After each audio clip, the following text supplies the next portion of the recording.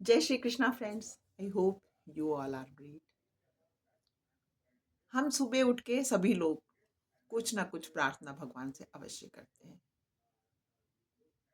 हम एक प्रसन्न है आत्मा है, हम एक सुंदर आत्मा है, हम एक दिव्य आत्मा है, हम एक शांत आत्मा है।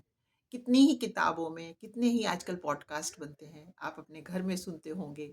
हमें अच्छा बताया जाता है कि मॉर्निंग जो होती है, जो सुबह होता है, उसको हम एक बहुत खूबसूरती से अपना आरंभ करें, क्योंकि वो हमारे हमें भगवान की ओर से दिया हुआ एक और भी अवसर होता है।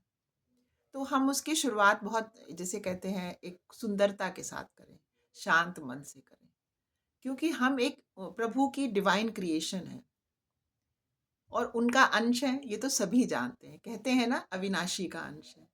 तो जब इतने पावरफुल प्रभु का अंश है हमारे भीतर, तो हम कैसे दुखी हो सकते हैं?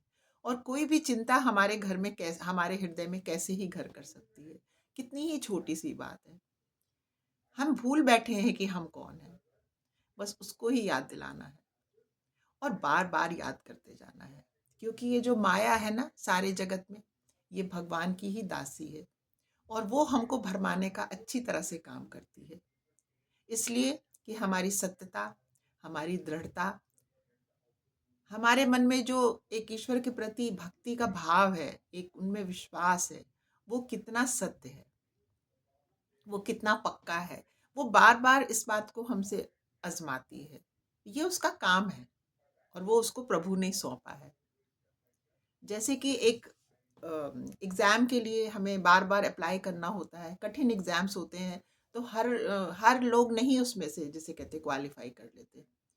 चुनिंदा लोग ही क्वालिफाई करते हैं। सिलेक्शन एक प्रोसीजर होता है ना, ठीक उसी तरह इस ये जो संसार है, इसका भी एक सिलेक्शन प्रोसीजर है बाई भगवान। तो उस प्रोसीजर के तहत हमारे संग बार बार ये हमारा इम्तिहान होता रहता है। हमारी ईमानदारी कितनी है, हमारे भीतर सत्यता कितनी है। हम आर्टिफिशियली तो नहीं केवल मुंह से बोल रहे हैं।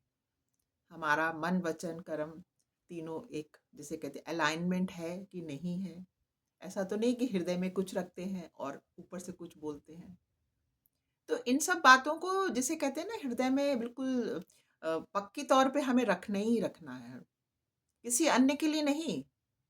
भगवान को हमारी कोई गरज नहीं पड़ी है, हमको भगवान की गरज पड़ी है। भगवान हमारा अंश नहीं है, हम भगवान के अंश।